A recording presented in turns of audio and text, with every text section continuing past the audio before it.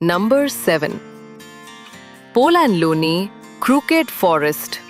ఇక్కడ వందలాది పైన్ చెట్లు ఒకే దిశలో వింతగా వంగి ఉంటాయి. ఎందుకిలా పెరిగాయో ఎవ్వరికీ తెలియదు.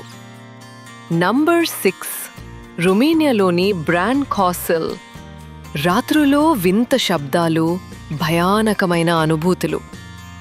ధైర్యం ఉంటే ఒక్కసారి వెళ్ళి చూడండి.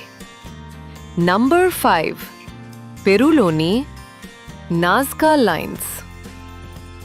వందల సంఖ్యలో చిత్రాలు భూమిపై గీశారు.